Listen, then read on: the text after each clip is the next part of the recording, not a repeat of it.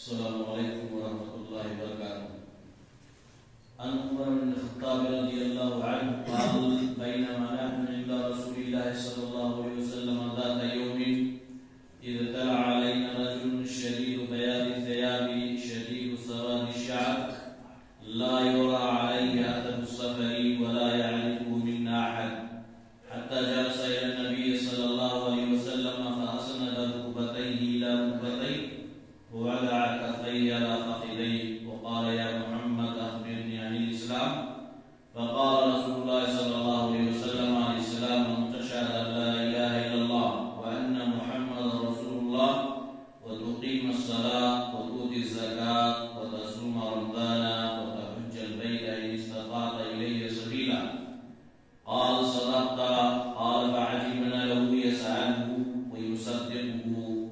قال فأخبرني عن الإيمان. قال تؤمن بالله وملائكته وكتبه ورسله واليوم الآخر وتؤمن بالقدر خيره وشره. قال صدقت.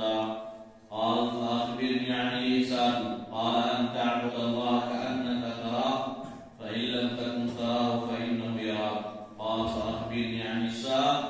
قال ما المسؤول عنها بعالم من السائل. قال فأخبرني عن مرادها.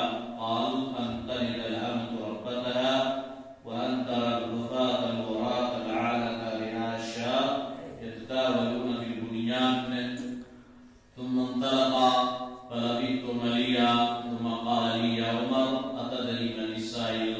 قلت الله ورسوله أعلم.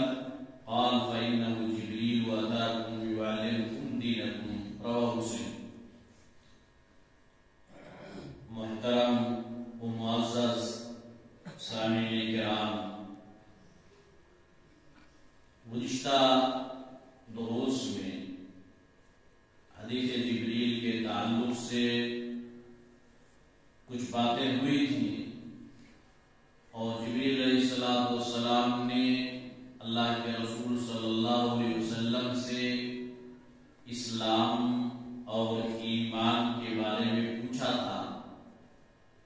اب اس کے بعد کا جو مرحلہ ہے جس کے بارے میں سوال کیا، تیسرا سوال ہے احسان کے تعلق سے کہ احسان کیا ہے. جبریل علیہ السلام نے کہا فاخبرنی عن الاحسان، اے محمد صلی اللہ علیہ وسلم آپ ہمیں اس احسان کے بارے میں بتلائیں، احسان کیا ہے. قال آپ صلی اللہ علیہ وسلم نے فرمایا ان تعبد اللہ کأنک تراہ فإن لم تکن تراہ فإنہ یراک. احسان یہ ہے کہ تم اللہ تعالی کی عبادت ایسے کرو گویا کہ تم اللہ تعالی کو دیکھ رہے ہو، اور اگر یہ چیز پیدا نہ ہو دل میں فإن لم تکن تراہ فإنہ یراک، اگر یہ چیز نہیں ہے دل میں کہ میں اللہ کو دیکھ رہا ہوں تو ایسا شعور پیدا کرو اس طرح سے کہ گویا اللہ مجھے دیکھ رہا ہے. یہ عبادت ایک احسان ہے، اور احسان بہت ہی عظیم مرتبہ ہے. دین اسلام کے 3 مراتب ہیں. دین کے 3 مراتب. ایک مرتبہ ہے اسلام جس کا تعلق ظاہری اعمال سے ہے، اور دوسرا ہے ایمان جس کا تعلق باطنی اعمال سے ہے، اور پھر سب سے اعلیٰ جو درجہ ہے وہ احسان کا ہے. احسان بہت ہی اعلیٰ مقام والی چیز ہے. یہ اعلیٰ درجہ ہے کہ انسان اللہ تعالی کی عبادت ایسے کرے کہ گویا کہ میں اللہ تعالی کو دیکھ رہا ہوں، اور اگر یہ چیز نہیں ہے تو اتنا شعور کرے، اتنا کہ اللہ مجھے دیکھ رہا ہے. اور جب انسان کے دل کے اندر یہ چیزیں ہوں گی تو انسان کی عبادتیں بہتر طریقے سے پائے تکمیل تک پہنچے گی. اور انسان کے معنی یہ ہے کہ شرعی جو چیزیں ہیں جو اسلام کا مطالبہ ہم سے، اس کو بحسن خوبی اور عمدگی کے ساتھ پیش کیا جائے، عمدگی کے ساتھ اس پر عمل. بہرحال یہ تیسرا سوال رہا جبریل علیہ السلام کا اللہ کے رسول صلی اللہ علیہ وسلم سے۔ اس سے پہلا دوسرا جو سوال اسلام اور ایمان، اس کے تعلق سے کچھ باتیں یہ کہ ایمان اور اسلام یہ دونوں جب اکٹھا اگر ذکر ہوں، جیسے یہاں اس حدیث میں یا کہیں بھی اگر دونوں کا ذکر ایک ساتھ ہے تو الگ الگ معنی ہوں گے۔ تو اسلام کا مطلب ہوگا ظاہری اعمال اور ایمان کا مطلب ہوگا باطنی اعمال۔ لیکن اگر دونوں میں سے کوئی ایک ذکر ہے، صرف کسی ایک کا بیان ہے اسلام کے بارے میں، ایمان کا ذکر نہیں ہے وہاں، تو دونوں چیزیں اس میں شامل ہو جائیں گی، اسلام اور ایمان دونوں۔ یا صرف ایمان کا ذکر ہے اسلام کا ذکر نہیں ہے تو بھی وہاں اسلام اور ایمان دونوں آئیں گے۔ تو اگر دونوں اکٹھا ہیں تو اسلام الگ ظاہری معنی ہوگا، ایمان باطنی، اور اگر دونوں میں سے ایک ہے تو دونوں معنی اس میں شامل ہوں گے۔ اب اس کے بعد پھر سوال کیا جبریل علیہ السلام نے، چوتھا سوال، فَأَخْبِرْنِي عَنِ السَّاعَةِ، اے محمد صلی اللہ علیہ وسلم آپ ہمیں قیامت کے بارے میں بتائیں کہ قیامت کب قائم ہوگی۔ اس وقت اللہ کے رسول صلی اللہ علیہ وسلم نے کہا، مَنْ مَسْئُولُ عَنْهَا بِأَعْلَمَ مِنَ السَّائِلِ، یعنی جس سے سوال کیا جا رہا ہے وہ بھی اتنا ہی جانتا ہے جو سوال کرنے والا ہے، یعنی سوال کرنے والے سے زیادہ مسئول یعنی جس سے پوچھا جا رہا ہے اس کو بھی علم نہیں ہے، یعنی قیامت کا علم ہمارے پاس بھی نہیں ہے کہ قیامت کب قائم ہوگی۔ یہاں چیز ایک اور ہے کہ اللہ کے رسول صلی اللہ علیہ وسلم عالم الغیب نہیں۔ اگر اللہ کے رسول صلی اللہ علیہ وسلم عالم الغیب ہوتے، غیب کی چیزیں جانتے، تو انہیں پتہ چلتا کہ قیامت کب قائم ہوگی۔ جیسا کہ مسلمانوں میں سے بہت بڑا طبقہ اپنے آپ کو اہل سنت اور جماعت میں شامل کرنے والا طبقہ یہ دعویٰ کرتا ہے اور عقیدہ رکھتا ہے کہ اللہ کے رسول صلی اللہ علیہ وسلم عالم الغیب ہیں، غیب کی چیزیں جانتے ہیں، جبکہ ان کا یہ عقیدہ رکھنا قرآن کریم اور حدیث رسول صلی اللہ علیہ وسلم کے خلاف ہے۔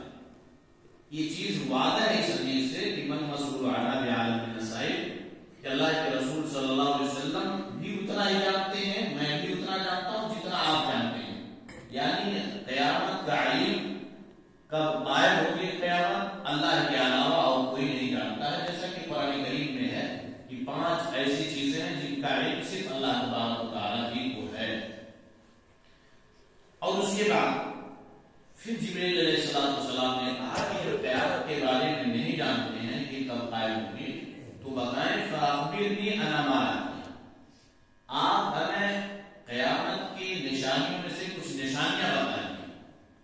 قیامت قائم ہوگی اس کے بارے میں علم نہیں ہے تو کچھ نشانیاں بتائیں کہ قیامت کے نشانیاں کیا ہیں، کہ یہ نشانی واقع ہوگی اور یہ نشانی ظاہر ہو جائے تب قیامت سمجھو قریب ہے، قیامت واقع ہوگی۔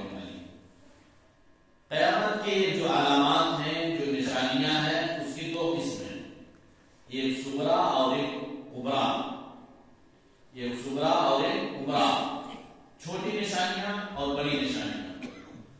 جو بڑی نشانیاں ہیں وہ ابھی یعنی واقع نہیں ہوئی، جیسے دجال کا نکلنا، یاجوج ماجوج کا، دابہ کا، اور اس کے بعد سورج کا مغرب سے طلوع ہونا، یہ بڑی بڑی نشانیاں ہیں۔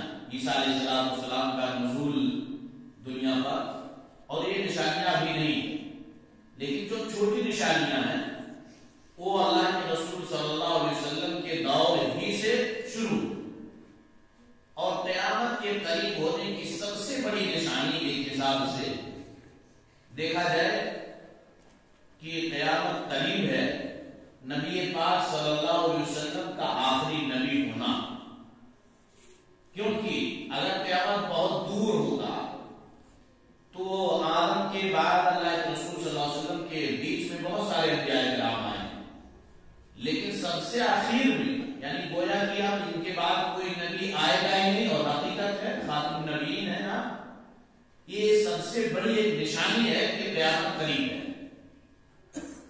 تو جو چھوٹی نشانیاں ہیں صغریٰ جنہیں کہا جاتا ہے، اس کی بہت ساری جو علامتیں ہیں، ان میں سے آپ صلی اللہ علیہ وسلم نے دو چیزوں کا ذکر کیا ہے، دو علامتیں کی اس حدیث رسول میں بیان کیا۔ فَأَخْبِرْنِي عَنْ مَا کیا ہے محمد صلی اللہ علیہ وسلم ہمیں قیامت کی نشانی کے بارے میں بتائیں، تو آپ نے فرمایا أَن تَلِدَ الْأَمَةُ رَبَّتَهَا، ایک نشانی یہ ہے کہ لونڈی اپنے مالک کو جنم دے گی، وَأَن تَرَى الْغُفَاةَ الْعُرَاةَ الْعَالَةَ لِلْعَشَاءِ يَتَطَاوَلُونَ فِي الْبُنْيَانِ، اور تم ننگے پاؤں، ننگے بدن، تنگ دست، کمزور اور بکریوں کے چرانے والوں کو دیکھو گے کہ وہ فخر کریں گے، فخر و مباحات کریں گے عمارتوں کے بنانے میں، عالیشان عمارتوں کے بنانے میں وہ فخر کریں گے۔ یہاں جو دو نشانی امتلی کا لفظ کو ربطہ کہ لوڈی اپنے مالک کو جنم دے گی، اس سے مراد کئی معنی ہیں۔ ایک معنی یہ ہے کہ کثرت سے فتوحات ہوں گے، کثرت سے یعنی جنگ، اسلام کے اندر جو جنگ ہے اس کے اندر جو مال غنیمت، اس میں سے مال غنیمت میں سے یہ ہے کہ جو عورتیں پکڑی جائیں گی ان کو قیدی بنایا جائے گا، لوڈی ہوں گے، اگر اسلامی طریقے سے جنگ ہے تب، اسلامی طریقے سے وہ لڑائی ہے تب، تو ایسی صورت میں ہوگا کہ وہ لوڈی، وہ عورت کسی کے پاس پہنچے گی، حصے میں آئے گی، اس سے بچہ پیدا ہوگا، اور بچہ پیدا ہونے والا وہ گویا کہ اس کا مالک ہوگا، وہ لوڈی ہی رہے گی لیکن بچہ جو پیدا ہونے والا ہوگا مالک ہو جائے گا۔ تو یہ مراد لوگوں نے لیا ہے، اور اسی طرح سے مراد یہ لیا ہے لوگوں نے کہ حقوق الوالدین، والدین کی نافرمانی کثرت سے ہوگی، بچے اولاد، بچے یا بچیاں اپنے ماں باپ کو غلام جیسے حیثیت سے، یعنی غلام جیسے نظر سے اس کو دیکھیں گے، اور آج اگر دیکھا جائے تو اسی طرح کا ماحول موجود ہے، اولاد اپنے والدین کو اس طرح سے حق والدین کا نہیں ادا کر رہی اولاد جس طرح سے شریعت اسلامیہ کے اندر یعنی حقوق ہیں۔ آج بعض گھروں کے اندر یہ چیز موجود ہے کہ اولاد کو مالک بنا بیٹھا ہے اپنے والدین کے اوپر، یہ اور اس چیز کو بہت سارے علماء کرام نے راجح قرار دیا ہے کہ یہ راجح مسئلہ ہے کہ امتل کرام کو ربطہ کا مطلب یہ ہے۔ دوسری علامت وہ بھی ہمارے سامنے موجود ہے کہ تنگ دست لوگ، بے بکریوں کے چرانے والے یا ننگے پاؤں جو لوگ زندگی گزار رہے تھے، آج بلڈنگیں بنانے میں، عمارتوں کے بنانے میں فخر محسوس کر رہے ہیں، اور یہ چیزیں واضح ہیں اور یہ چیزیں ہو چکی ہیں اور ہو رہی ہیں۔ تو یہ قیامت کی نشانیوں میں سے ایک نشانی یہ بھی اللہ کے رسول صلی اللہ علیہ وسلم نے بیان کیا۔